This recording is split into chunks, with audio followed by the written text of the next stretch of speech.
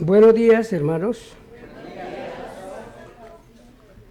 Dios los bendiga a todos.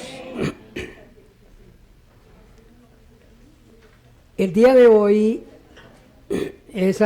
vamos a celebrar algo que celebramos cada 2 meses, y es la Cena del Señor. Ya les he explicado en otras ocasiones por qué motivo lo hacemos cada 2 meses. La Biblia no nos dice cada cuánto. Algunas iglesias celebran la cena cada 8 días, otras cada mes. Nosotros hemos acordado celebrarla cada 2 meses.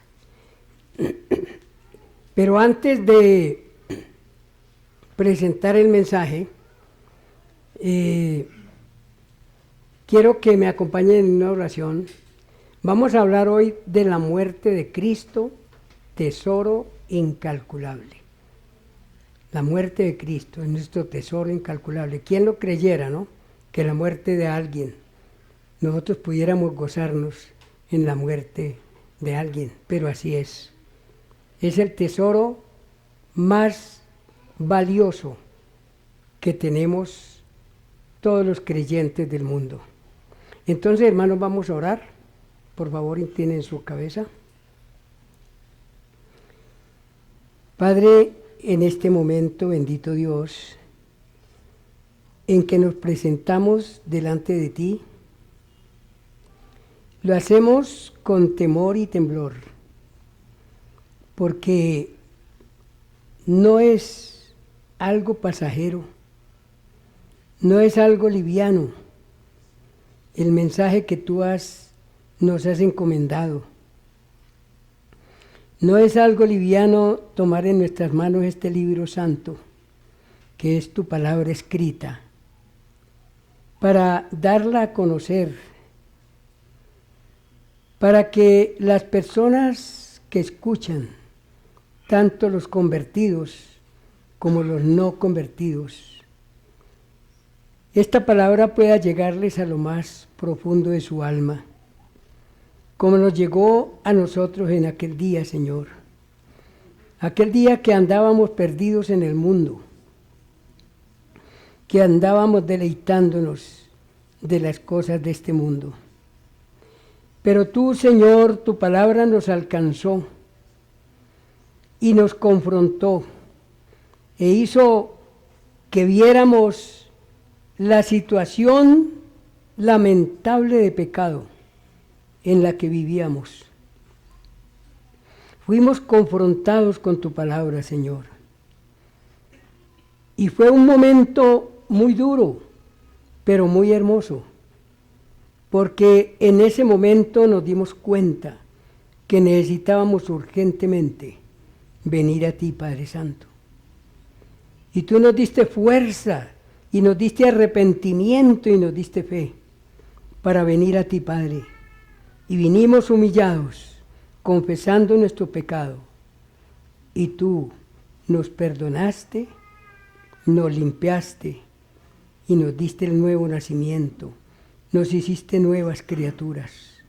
Por eso estamos hoy aquí, Padre bendito. Por eso tomamos en nuestras manos la Biblia, este libro santo.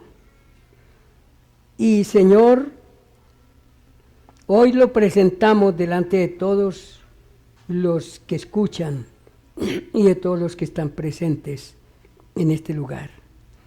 Háblanos, Padre Santo, háblanos con poder.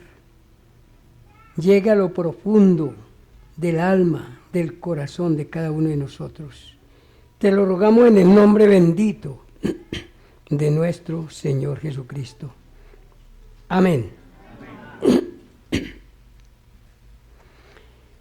Entonces, hermanos, como les dije, hoy tenemos el tema titulado La muerte de Cristo, tesoro incalculable. Y está basado en Lucas, que ya lo leyeron, hermanos. Ahora vamos a volver allí. Lucas capítulo 23, para inicialmente leer los versículos 18 al 25. Este mensaje contiene 3 puntos muy cortos, 3 puntos o subdivisiones muy cortas para que nosotros, si queremos, podemos tomar el apunte allí para saber de qué estamos hablando. Entonces el tema está dividido, primero, el precio incalculable de la muerte de Jesús. Es lo primerito que vamos a hablar, pero son puntitos muy corticos, muy cortos. El segundo, Jesús inocente y condenado a muerte. Y el tercero, la palabra de Dios no vuelve vacía. Entonces, hermanos queridos, mantengan sus Biblias abiertas y vamos a pensar primero en el primer punto, que es el precio incalculable de la muerte de Jesús. En los últimos días del ministerio terrenal de Jesús, el último domingo, conocido en el pueblo católico como el Domingo de Ramos, Jesús entró en Jerusalén montado en un pollino. ¿Se entiende la palabra? El pollino es un asnito, es el hijo de una, no de una mula, sino de una burra, lo que llamamos nosotros una burrita, un burrito, una burrita. Pero la Biblia lo llama así porque ese es el nombre, creo que ese es el nombre castizo de este animal, pollino. Muchos decimos que entró montado en un asno, está bien. Y esto tiene un significado. El significado de entrar el Señor montado en un pollino, en un asno, es significado de paz. Significado de paz. Ese mismo día se presentaron unos griegos, algún hermano por allá en una iglesia se le enredó la lengua, y entonces dijo que se habían presentado unos gringos. Pero no dice la Biblia que unos gringos, sino que unos griegos. Se presentaron unos griegos quienes se acercaron a Felipe y Andrés, diciendo que querían ver a Jesús. Esto era, hermanos, como una señal. Yo lo veo como una señal. Cuando uno va leyendo allí, porque uno ve que llegan estos griegos, se presentan ante Felipe y Andrés, y Felipe y Andrés van y le llevan el mensaje a Jesús, y Jesús, como, digamos, él habla de otra cosa. Digamos, a uno le parece que él habla de otra cosa. Porque vea lo que contestó. Cuando el Señor... cuando ellos llegaron y se lo dijeron a Jesús, eso se encuentra en Juan 12, 20 y 21. Podemos tener la Biblia abierta para leer esa parte, hermanos. Juan 12, 20 y 21. Y dice, había ciertos griegos entre los que habían subido a adorar en la fiesta. Estos, pues, se acercaron a Felipe, que era de Betsaida, de Galilea, y le rogaron diciendo, Señor, quisiéramos ver a Jesús. Cuando Jesús lo supo, respondió y dijo, notemos lo que respondió el Señor. Ha llegado la hora para que el Hijo del Hombre, glorificado. Por eso yo veo que es como una señal del cielo, ¿no? Porque cuando vinieron estos griegos y dijeron que querían hablar con Jesús, pues la palabra de Dios no nos dice más si hablaron con Jesús o no hablaron, sino que el Señor dijo así, le dijo a ellos, a sus discípulos, ha llegado la hora para que el Hijo del Hombre sea glorificado. Con estas palabras, Jesús estaba diciéndole a sus discípulos que la hora de su muerte había llegado y prosiguió diciendo, escuchemos estas palabras, de allí tomé el título para el mensaje. Él prosiguió diciendo, yo, si fuere levantado de la tierra, a todos atraeré a mí. Y yo, si fuere levantado de la tierra, a todos atraeré a mí mismo. Pues los discípulos en verdad no comprendieron esas palabras.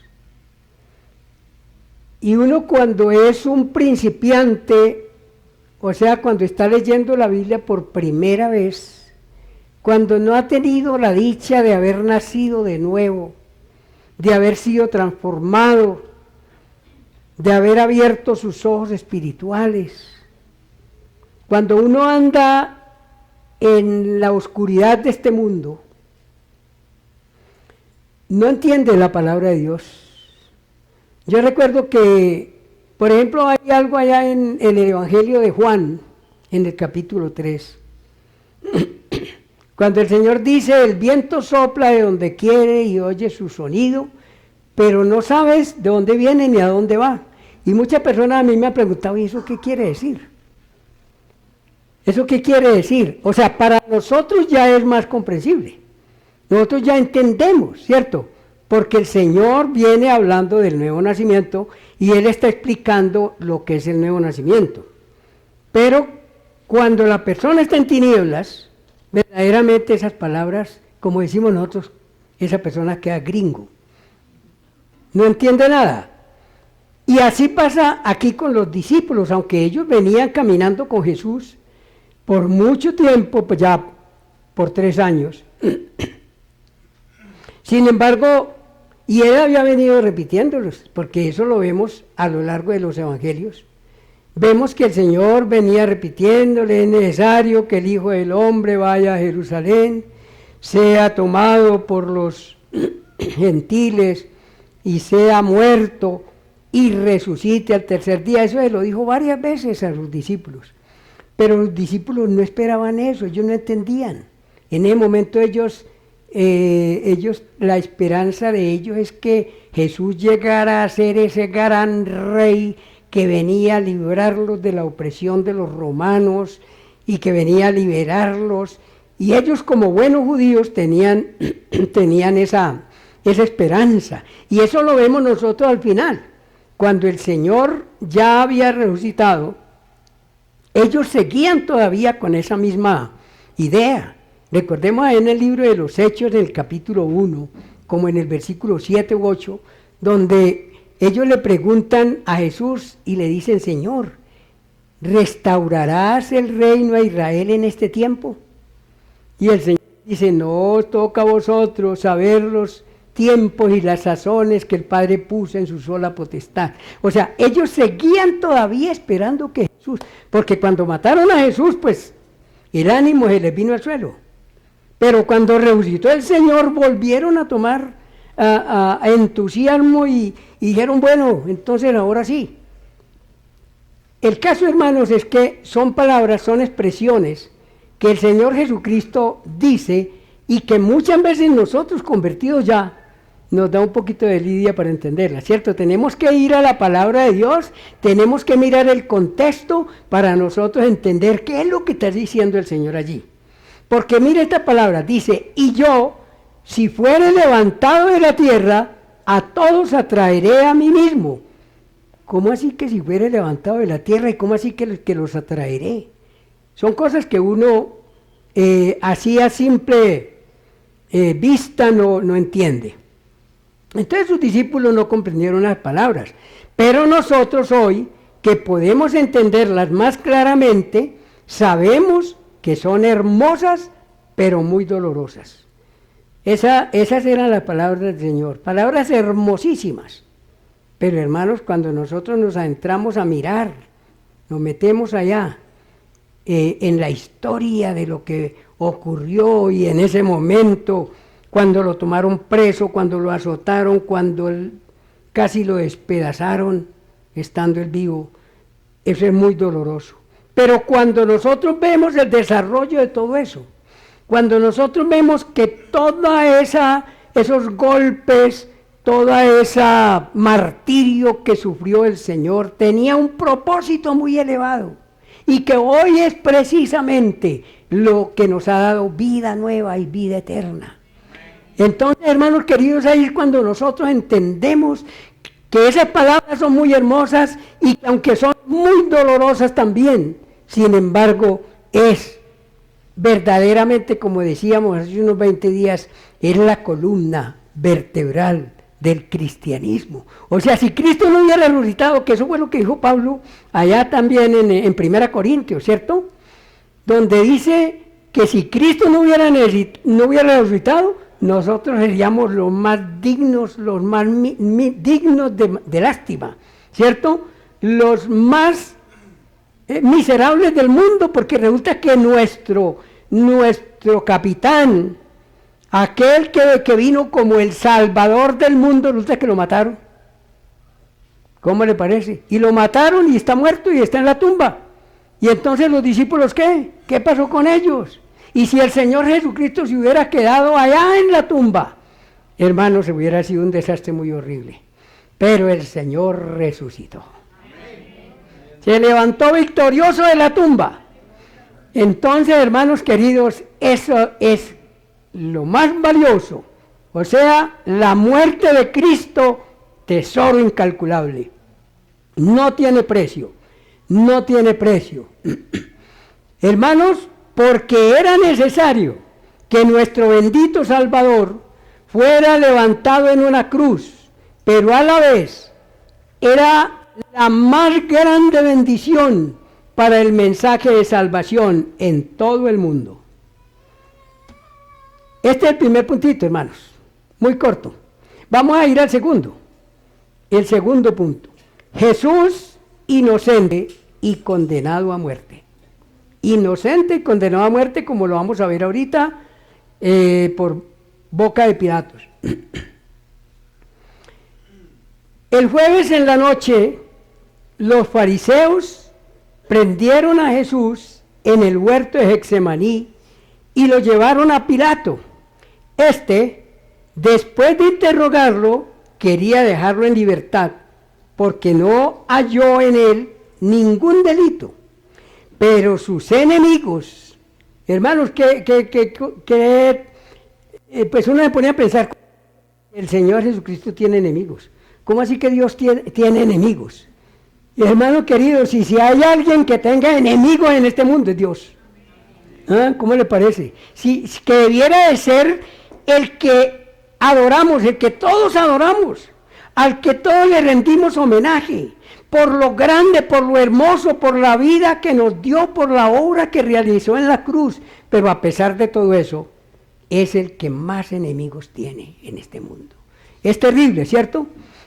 Entonces, los fariseos prendieron a Jesús en el huerto de Getsemaní, lo llevaron a Pilato, y Pilato, que después de interrogarlo, quería dejarlo en libertad, porque no halló en él ningún delito. Pero sus enemigos no estaban dispuestos a permitirlo, e hicieron que toda la multitud se levantara gritando frenéticamente y diciendo, allí está, hermano, en Lucas 23, 18, fuera con este y suéltanos a Barrabás. ¿Será posible, hermano? ¿Será? Ahora nosotros que estamos ya aquí al otro lado de la historia, digamos así, ahora que nosotros tenemos vida, ahora que nosotros entendemos la obra grandiosa que hizo el Señor Jesucristo, y entonces uno mira hacia atrás y se considera a sí mismo lo que éramos cada uno de nosotros, ¿cierto? Porque es que yo me pongo a mirar, hermanos, yo creo que ustedes hacen lo mismo, ¿cierto? Ustedes pegan una mirada hacia atrás, hacia el pasado, antes de conocer a Cristo, antes de nacer de nuevo en Cristo, y uno se aterra de lo que uno era, ¿cierto? La ignorancia tan terrible que había en nosotros, cómo nos comportábamos, las palabras que decíamos, los pensamientos que teníamos, las cosas que hacíamos, nos asustan a nosotros mismos, ¿cierto?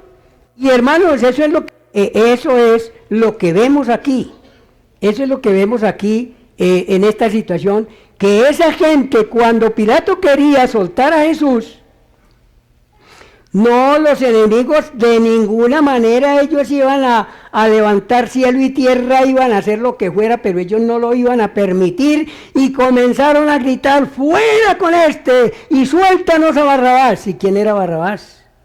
Nada menos que el más grande asesino de Jerusalén. El más grande asesino, ladrón y de todo, de atracador y todo en Jerusalén. Y a este crucifícale. Entonces que crucifiquen al Rey de Reyes, al Señor de Señores, al que nos dio la vida, al que vino a morir para salvarnos, al que vino a darnos vida eterna, que lo crucifiquen y nos suelten a un criminal. ¿Se dan cuenta, hermanos, la ignorancia que hay en la humanidad? Cuando la gente no tiene a Cristo en su corazón, son totalmente ignorantes. Son totalmente perversos.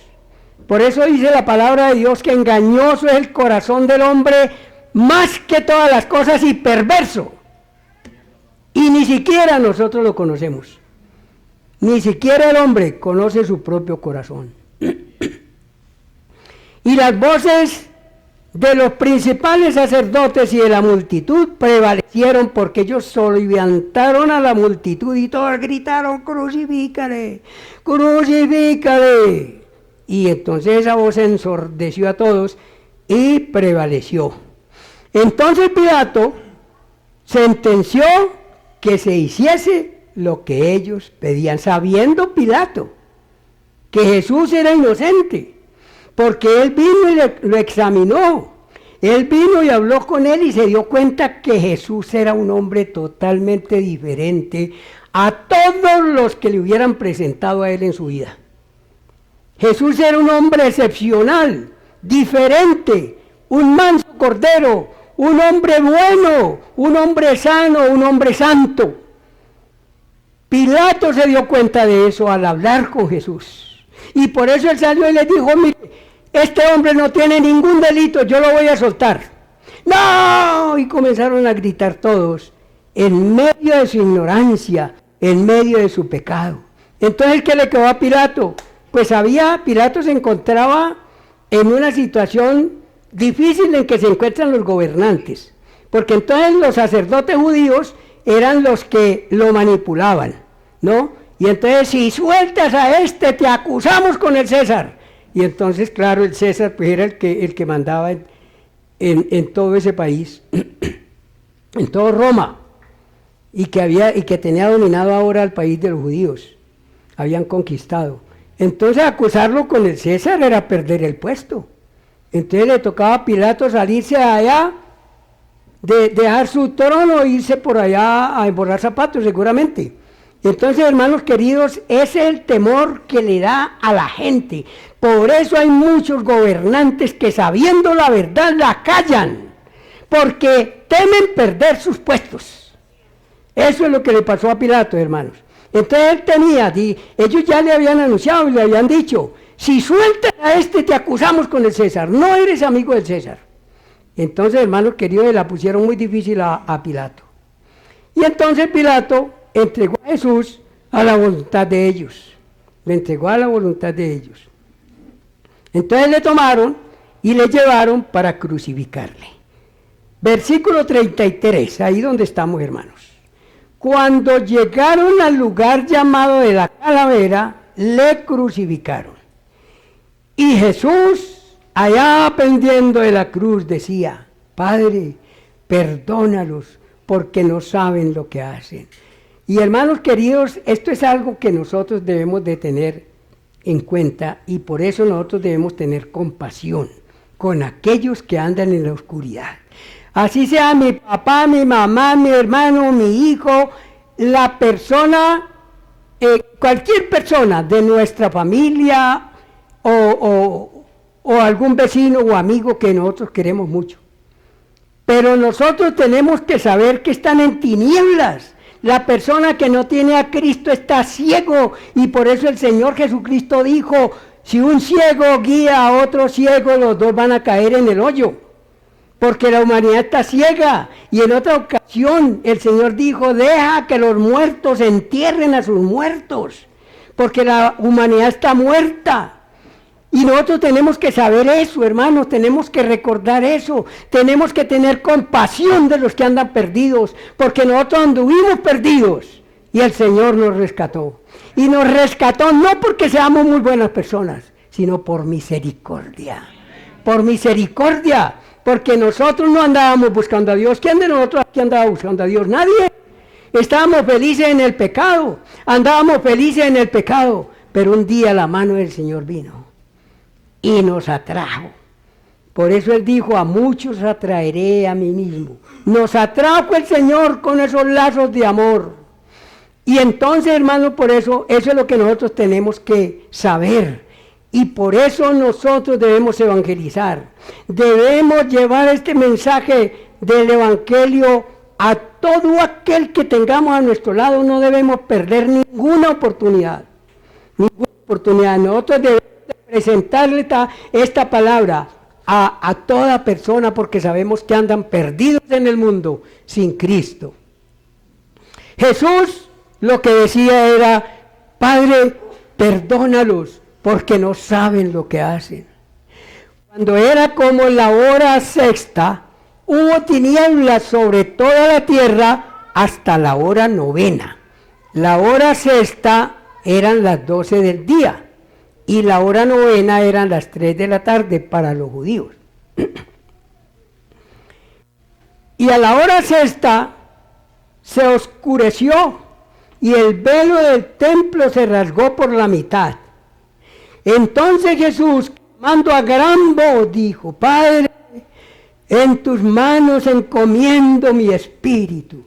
Y habiendo dicho esto, expiró, murió el Señor. Pero aquí ocurrió una cosa muy hermosa. Aquí comienza a cumplirse esas palabras que el Señor dijo, yo si fuera levantado, a muchos atraeré a mí mismo. Aquí está el primero, versículo 47. Cuando el centurión vio lo que había sido, dio gloria a Dios, diciendo, verdaderamente este hombre era justo.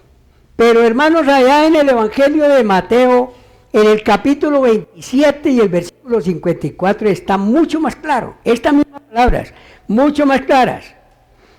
Dice así, el centurión y los que estaban con él, guardando a Jesús, visto el terremoto y las cosas que habían sido hechas, temieron en gran manera y dijeron, verdaderamente este era hijo de Dios. Allí reconoció, allí hubo el primero que fue tocado por esa muerte del Señor. El primero que fue atraído por esa muerte preciosa del Señor. Fue el mismo centurión que estaba dirigiendo a los que estaban golpeando a Jesús, a los que estaban crucificando a Jesús. Ese fue el primero. O el segundo, porque antes de eso había sido el ladrón que murió a la derecha de Jesús. ¿Sí ven? Ya se va cumpliendo la palabra del Señor, ¿no? El Señor está atrayendo a los pecadores. El Señor con su muerte está atrayendo a los pecadores. Y así es como sigue ocurriendo, hermanos. Por eso la muerte del Señor es el tesoro incalculable que tenemos los cristianos. Hermanos queridos, porque esa muerte es valiosa, esa muerte no tiene precio. Esa muerte del Señor Jesucristo es el tesoro más grande, el tesoro incalculable para nosotros, hermanos. Entonces ellos, viendo el terremoto y las cosas que habían sido hechas, temieron en gran manera y dijeron, verdaderamente este era hijo de Dios. Y toda la multitud de los que estaban presentes en este espectáculo, viendo lo que había acontecido, se volvían dándose golpes de pecho.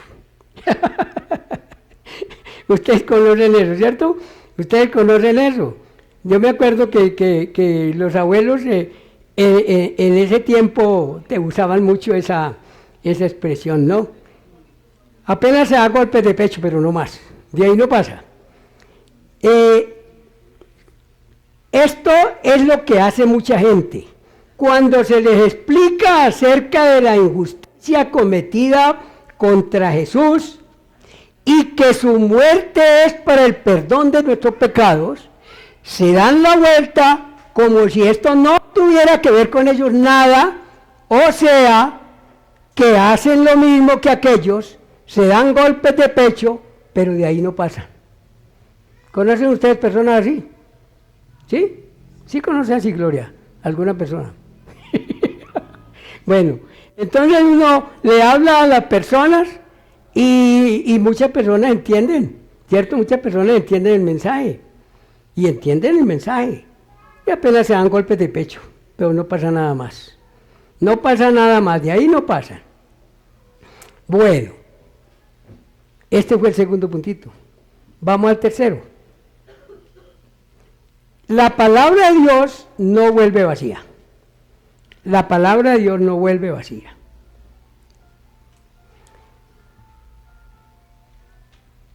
La palabra de Dios es viva y eficaz y más cortante que toda espada de dos filos, sigue obrando en el corazón de los pecadores y llega el día cuando no pueden resistir más a la voz de Dios.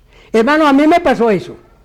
Yo nací de una madre muy consagrada, una ancianita, una viejita muy hermosa, dedicada a la oración, sufriente. Ella sufrió con paciencia y ella se dedicó a la oración y todo lo tenía con paciencia y con esperanza. Y hermanos queridos, desde allá, desde que yo empecé a darme cuenta de quién era yo, o sea, como se dice por ahí, que tiene uso de razón, ¿cierto? Desde que yo tuve uso de razón, empecé a darme cuenta del mensaje de Cristo. Yo no conocí ni religión católica, ni nada, hermano, yo no conocí nada de esas cosas. Yo estuve escuchando el Evangelio desde que nací, y yo creo que fui a la iglesia antes de nacer, porque mi mamá embarazadita, pues ella fue a la iglesia, ella siempre iba a la iglesia. Entonces, yo estaba escuchando el Evangelio desde que yo nací, pero el corazón duro. Claro, cuando niño no, porque uno como niño escucha las historias, recibe las historias, uno le hablan de Cristo y uno se enamora tan lindo del Señor Jesucristo y la historia de Cristo y todo eso se lo cuentan y eso es muy hermoso y lo debemos hacer con nuestros hijos porque eso se nos queda aquí, hermanos. Eso se nos queda aquí. Y a mí me quedó todo eso aquí, desde niñito. Pero en la medida que fui creciendo y que ya tuve 13 añitos, entonces yo ya era un varoncito. Yo ya era un varón, ¿cierto? Entonces yo ya era dueño de mi vida. Entonces yo ya podía salir. Y en ese tiempo mi papá tampoco estaba por ahí. Entonces yo ya podía ir y venir y comenzaron los amigos a llevarme al trago, al cigarrillo, a la cantina y a todas aquellas otras cosas que ustedes saben que uno se va por el mundo y se perdió, hermanos. Se le olvidó que uno es conocedor del Evangelio. Se le olvidó que uno es responsable. Y hermanos, duré 10 años perdido en este mundo. 10 años. Pero a los 10 años, cuando yo tenía 24 años, el Señor tuvo compasión de mí. El Señor vino a mi vida, hermanos queridos, y me dio vida nueva. El Señor cambió mi vida. Entonces, por eso, hermanos, es que cuando yo leo estas palabras allá en Hebreos que dice, la palabra de Dios es viva y eficaz y más cortante que toda espada de dos filos que penetra hasta partir el alma. Eso es preciso, hermanos. Eso es seguro, eso es así. A mí me partió el alma. A mí me partió el alma. Yo venía en rebeldía, amando el mundo, pero hermanos, desde niño, esa palabra del Señor estaba aquí. Esa palabra del Señor estaba aquí en mi mente. Y llegó un momento cuando no pude más, no pude resistirla más. Y tuve que caer redondito a los pies de Cristo. ¡Ah, tan lindo, hermano! Ese es el momento más hermoso de nuestra vida. cuando uno cae redondito, cae de rodillas a los pies del Señor. Hermano, eso es lo más, no hay cosa más gloriosa en este mundo. No hay ninguna experiencia más hermosa que un pecador pueda tener en este mundo, que cuando la palabra del Señor hace su efecto en su mente y en su corazón, y uno cae allí llorando, pero llorando de gozo, dándole gracias al Señor, alabando al Señor, y tantas cosas hermosas, hermanos. Cuando yo me paré de ahí, hermanos, yo quería que todo el mundo se convirtiera. Que todo el mundo se convirtiera, y yo salí por allá predicando el Evangelio por todas partes a todo el mundo y cargaba el Nuevo Testamento en mi bolsillo y lea la palabra del Señor. Qué cosa tan hermosa, hermanos. Porque se cumplió lo que la misma palabra dice, que ella es como una espada de dos filos que penetra hasta partir el alma. Y a mí me partió el alma, hermanos, y cuando nosotros predicamos la palabra del Señor, nosotros debemos recordar eso. Predíquele la palabra del Señor, así sea un versículo corto, que usted le diga a una persona y póngasela aquí en su oído. Y ore al Señor y dele gracias, porque usted pudo hablarle de Cristo a esa persona, porque esa palabra comienza a hacer su efecto. Y ella comienza a hacer, ella no vuelve vacía. Hermano, usted pone la palabra del Señor en el oído de las personas y esa palabra no vuelve vacía. Puede que se demore 20 años, que se demore 50 años, pero trae su fruto, hermanos. Entonces esa palabra sigue obrando en el corazón de los pecadores y llega el día cuando no pueden resistirlo más. Esas personas, veamos aquí, hermanos, lo que pasó. Es que aquí vamos a ver algo muy hermoso. Esas personas que batían palmas y que gritaban, Hosana al que viene en el nombre del Señor. Cuando Jesús entró en Jerusalén montado en un burrito, muchos de ellos fueron los mismos que gritaban después, cuando Jesús fue presentado por Pilato ante la multitud ignorante. Muchos de ellos fueron los que gritaron, crucifícalo, crucifícalo, los mismos. Porque la gente es así, hermanos queridos. ¿Para dónde va la gente? ¿Para dónde va Vicente? ¿Para dónde va toda la gente, cierto? Entonces la gente hace lo que ve hacer a la gente, ¿cierto? Por eso esas grandes congregaciones, de pronto no todas, porque la hermana viene de una congregación grande que me estaba diciendo, la congregación del pastor Juan Manuel Vaz, allá en España, es grande. Yo no sabía que era tan grande, hermano, es grande. No todas las congregaciones grandes, porque esa sí es una iglesia verdadera que predica la palabra del Señor, pero que ha sido a través de mucho trabajo. Pero hay congregaciones que se forman hoy y mañana ya están inmensas. ¿Cierto? Hermanos queridos, esas personas que están allí alabando el nombre del Señor por la tarde están matando, están mintiendo, están haciendo de todo. Y eso le pasaba a estas personas, ¿cierto?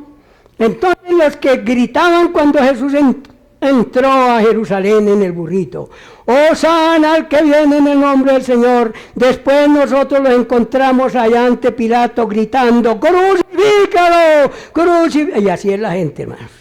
Así es la gente. Pero la palabra de Dios es mucho más poderosa. La palabra del Señor es mucho más poderosa, ¿cierto? Porque muchos de estos, y también muchos sacerdotes judíos, estaban presentes el día de Pentecostés, cuando Pedro, lleno del Espíritu Santo, predicó el sermón más grande, poderoso de todos los tiempos. Sermón en el que se convirtieron como 3,000 personas, pero no fue que pasaron adelante, porque es que ahorita se usan las congregaciones, ¿cierto? Entonces, ¿quién quiere recibir a Cristo? Y todo el mundo quiere, pero vienen es que lo sanen, que le hagan un milagro, que esto y aquello. Entonces vienen 50 o 100 personas y la gente dice, ¿se convirtieron? No se convirtieron. Vinieron a ver qué podían sacar de la iglesia, a ver qué podían obtener. Pero ese día sí se convirtieron. La palabra del Señor dice que en ese sermón del apóstol Pedro se convirtieron como 3,000 personas y fueron bautizados. Hermanos queridos, entonces aunque la gente es voluble, aunque la gente es variable, aunque la gente hoy adora al Señor y mañana lo está maldiciendo, a pesar de eso, la palabra del Señor está por encima y está haciendo su efecto, y por eso nosotros tenemos que predicarla, porque esa palabra tiene poder.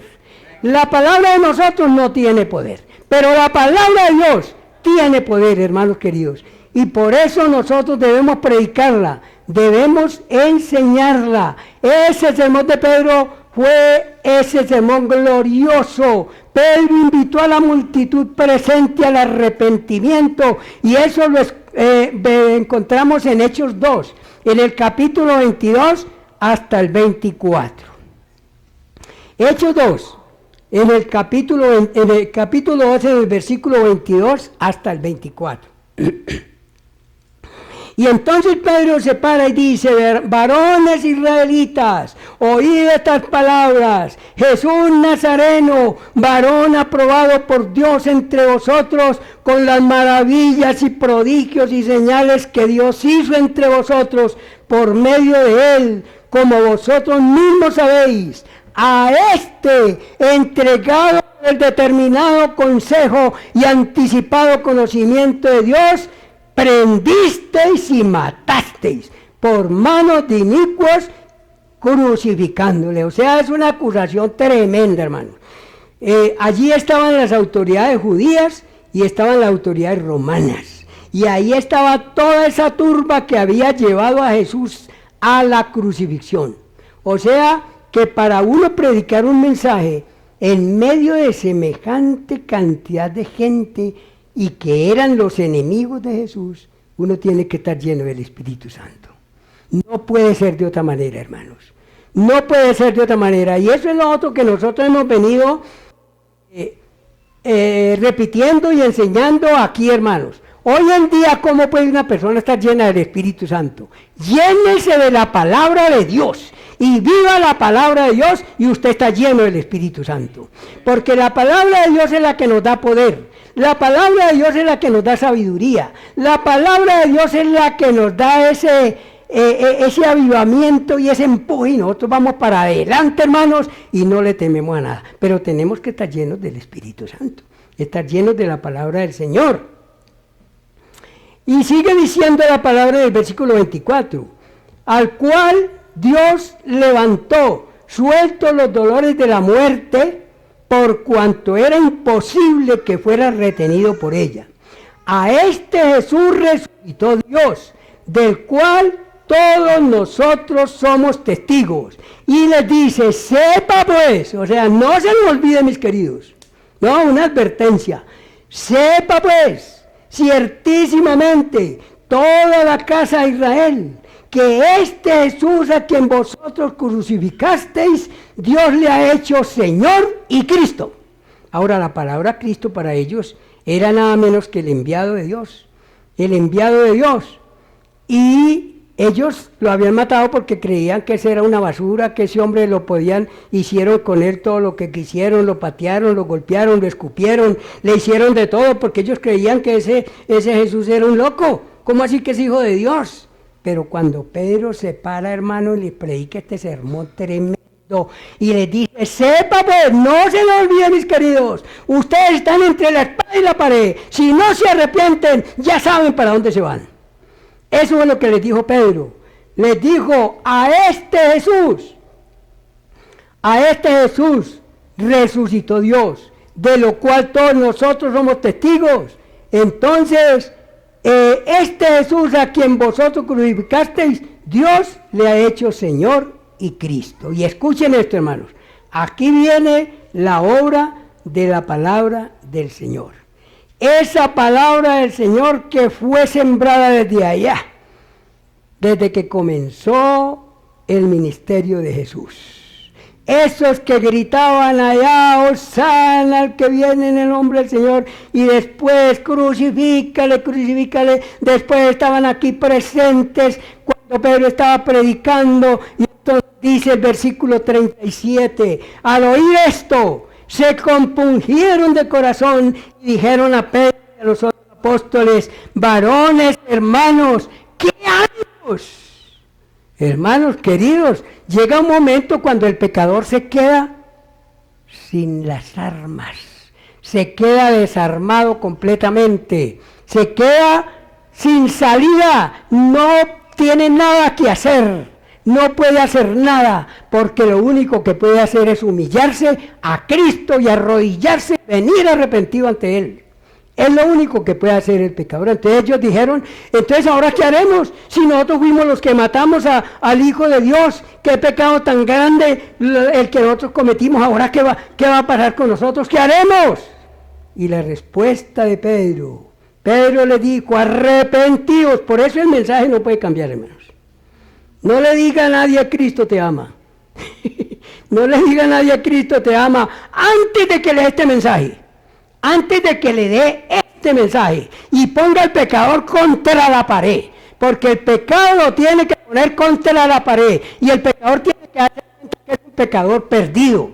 Es un pecador perdido que va camino a la condenación. Primero tiene que hacer eso. Recuerdan que el mensaje del Señor son dos historias. Nosotros hablamos de que el Evangelio es las buenas nuevas, ¿cierto? Las buenas nuevas.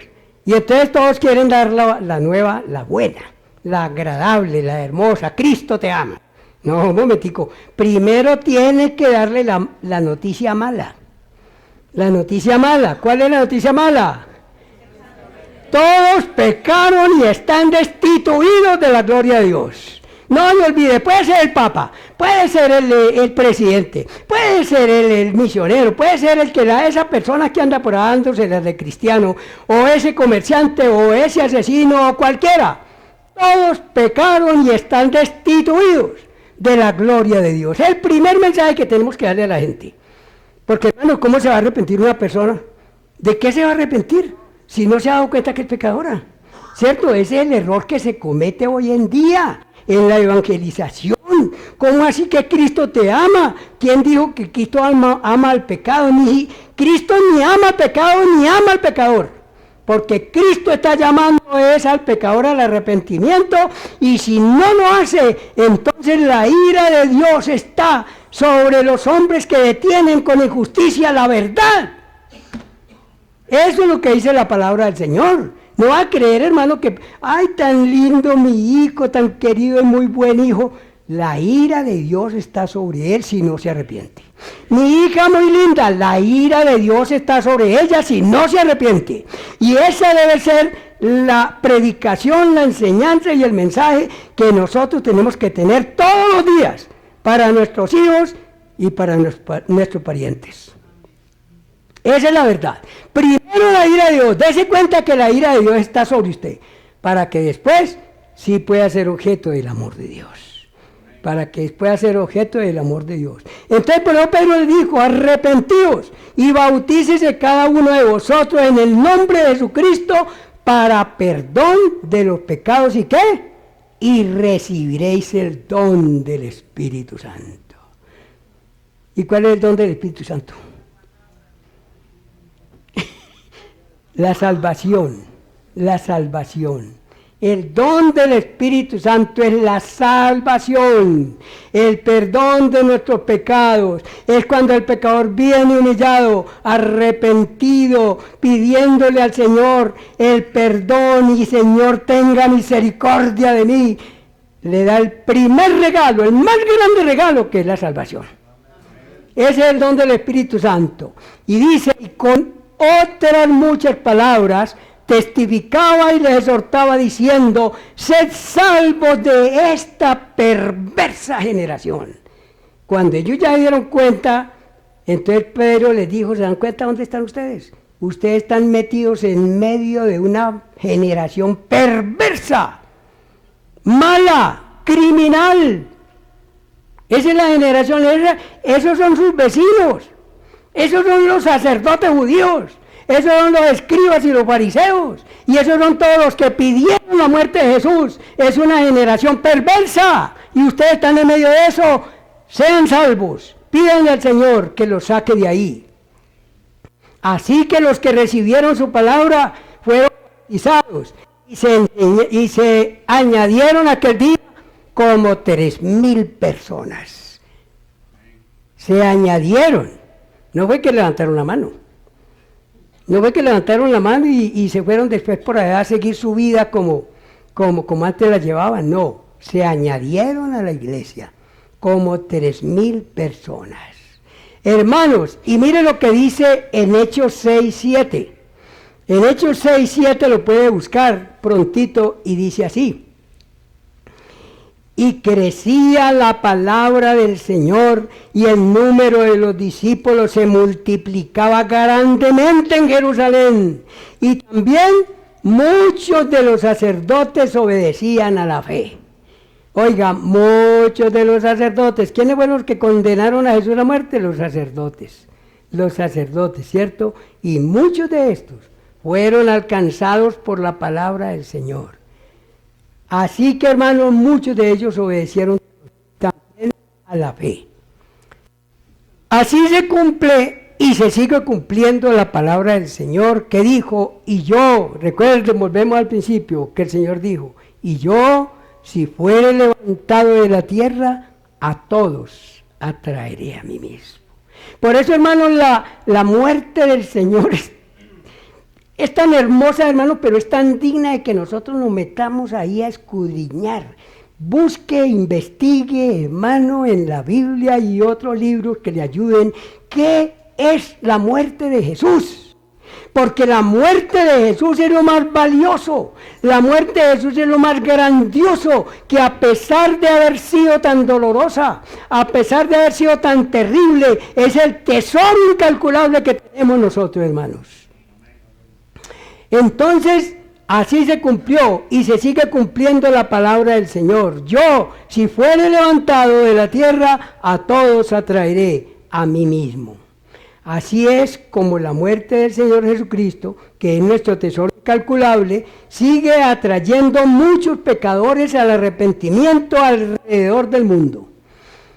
Hermanos, nunca dejemos de predicar este precioso mensaje. Nunca dejemos de predicar este precioso mensaje. Porque la muerte de Cristo es como un imán que atrae los metales. Usted conoce el imán, ¿cierto? Ustedes todos conocen el imán. Usted tiene el imán y lo ponen cerquita de donde hay metales y atrae los metales, atrae los metales, atrae los metales. Así es la muerte de Cristo. La muerte de Cristo atrae al pecador. Atrae a los pecadores, hermanos. Por tanto, nosotros no dejemos de predicar este precioso mensaje. Porque miren, hermanos, ya terminando lo que el Señor Jesucristo dijo en Juan 10, 27 al 29. Muchos lo sabemos de memoria, ¿cierto? Mis ovejas oyen mi voz y yo las conozco y ellas me siguen. Y yo les doy vida eterna y no perecerán jamás, ni nadie las arrebatará de mi mano. Mi Padre que me las dio es mayor que todos y nadie las puede arrebatar de las manos de mi Padre. Amén. Hermanos queridos, estos somos nosotros, estamos en las manos del Señor. Y si usted con su trabajo, con su evangelización, con su palabra, con su oración, atrae a alguien, a su esposo, a su papá, a su hermano, a quien sea, pero con mucha oración, con mucha paciencia, con mucha compasión, usted atrae a esa persona por medio de la palabra del Señor. El Señor la toma y de ahí, de ese momento en adelante, nadie la puede arrebatar de las manos de Dios. Amén. Eso es lo que dice el Señor en su bendita palabra. Así que, hermanos queridos, la muerte del Señor es el tesoro incalculable que tenemos todos los hijos de Dios. Prediquemos esa palabra hermosa, hermanos. Y ahora vamos a pasar a la cena del Señor. Vamos a pasar porque hoy es el día de la celebración de la cena del Señor. Esa muerte preciosa de nuestro bendito Salvador es la que celebramos cada 2 meses aquí en nuestra iglesia.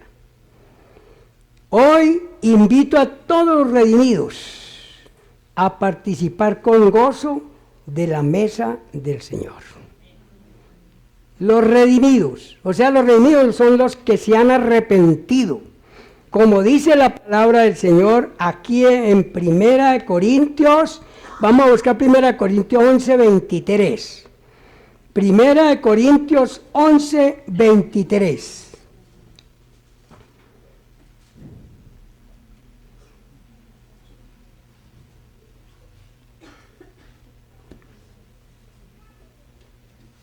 Dice el Señor en su palabra, porque yo recibí del Señor, está hablando el apóstol Pablo, porque yo recibí del Señor lo que también os he enseñado, que el Señor Jesús, la noche que fue entregado, tomó pan, y habiendo dado gracias, lo partió y dijo, tomad, comed, esto es mi cuerpo que por vosotros es partido, haced esto en memoria de mí. Asimismo tomó también la copa, después de haber cenado, diciendo, esta copa es el nuevo pacto en mi sangre, haced esto todas las veces que la bebiereis en memoria de mí.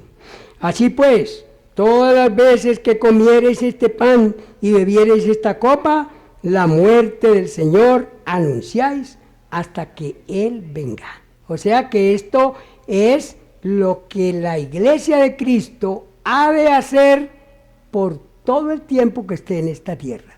Durante todo el tiempo que estemos en esta tierra, estaremos celebrando la cena del Señor. Porque allí estamos anunciando la muerte y la segunda venida del Señor. Pero entonces aquí hay una advertencia, hermanos, porque muchas congregaciones son muy irresponsables. Pastores irresponsables, que le dan la cena a todos los presentes. No es para todos los presentes. Mire lo que dice acá. Versículo 27. Dice, de manera que cualquiera que comiere este pan o bebiere esta copa del Señor indignamente, será culpado del cuerpo y de la sangre del Señor. Por tanto, pruébese cada uno a sí mismo y cómase del pan y beba de la copa.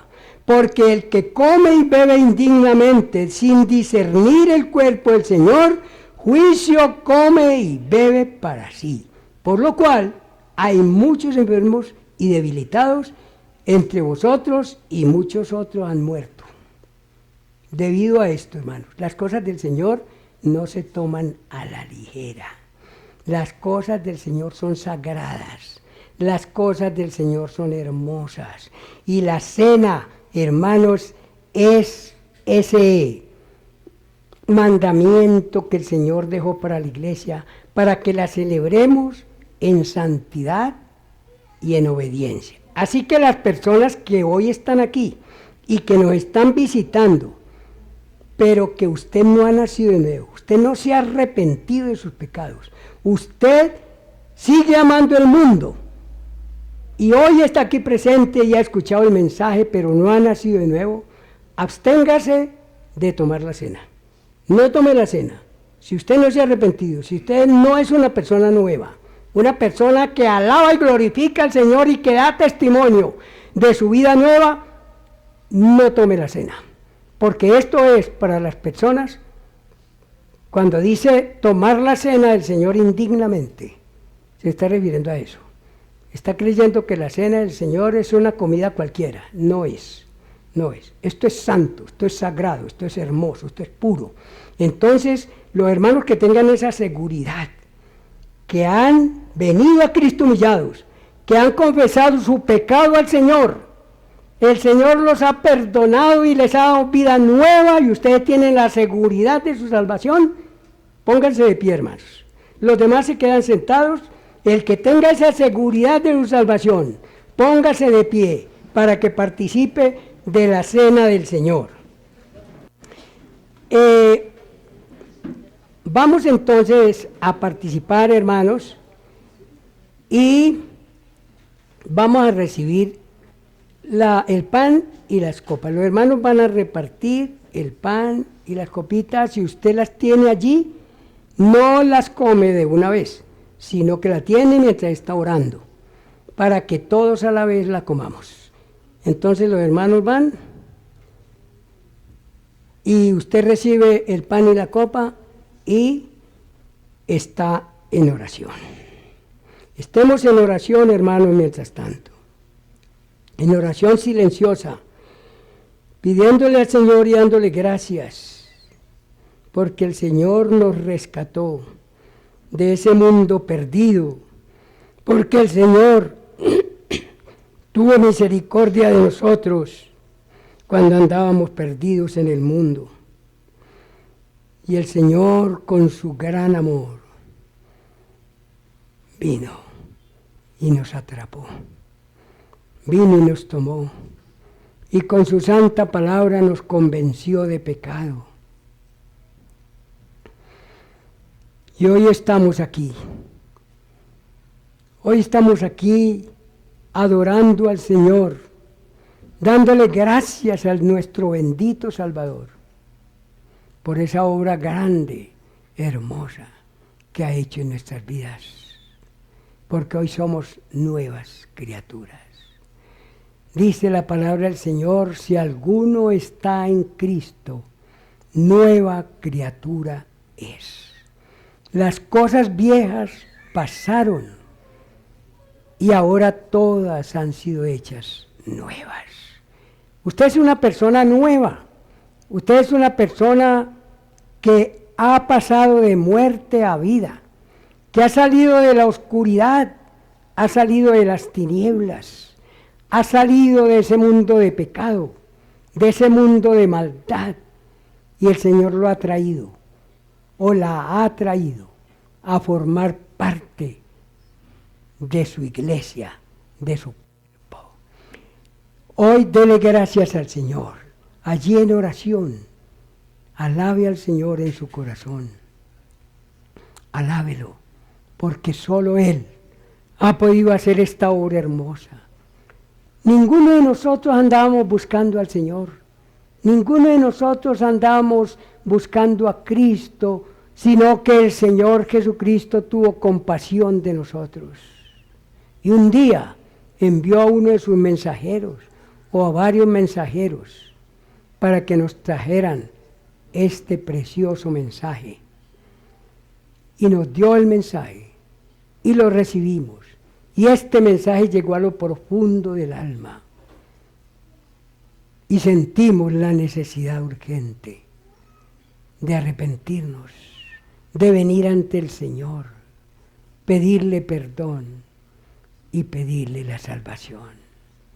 Y el Señor, de ahí en adelante sí podemos decir, Cristo te ama, ahora sí, porque ahora te arrepentiste, ahora me arrepentí, ahora sí Cristo me ama, porque soy su hijo, porque Él me engendró, porque ahora soy su hijo. He recibido su propia naturaleza. Eso es lo que dice Juan 1:13, que el Señor nos ha engendrado, el Espíritu de Dios nos ha engendrado. Ahora somos hijos suyos.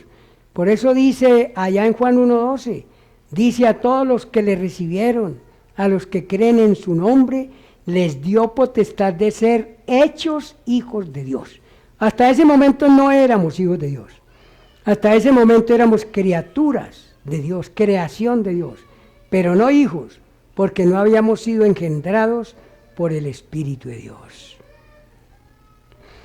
Hoy, entonces, por eso, hermanos, nuestra oración debe ser una oración de alabanza, una oración de gratitud, una oración de adoración al Señor.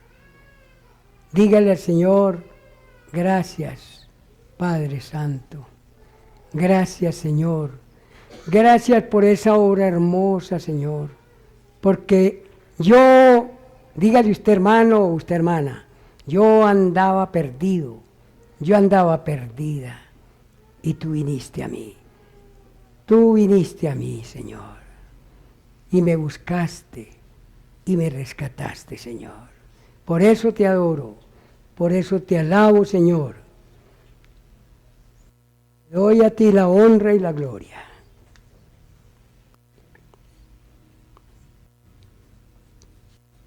Ya todos estamos entonces, tenemos en nuestras manos el pan. Y entonces dice que el Señor, que Él tomó pan y habiendo dado gracias, lo partió y dijo, tomad, comed, esto es mi cuerpo que por vosotros es partido, haced esto en memoria de mí. Esto representa el cuerpo de Cristo, no es el cuerpo, representa el cuerpo de Cristo. Hagámoslo en memoria del Señor. Todos comamos.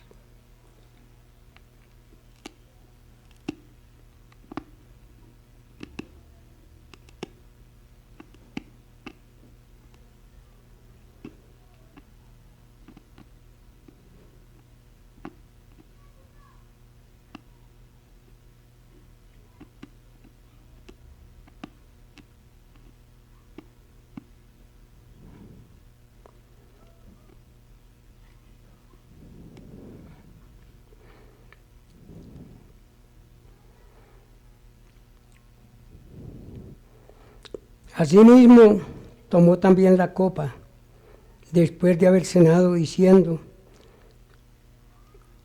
esta copa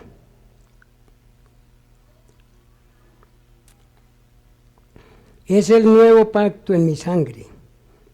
Haced esto todas las veces que la bebiereis, en memoria de mí. Tomémosla todos, hermanos.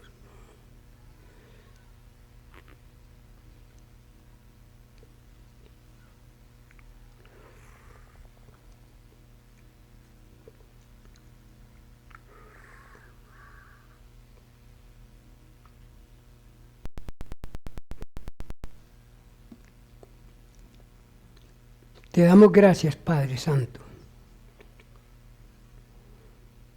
porque podemos participar de este rito santo,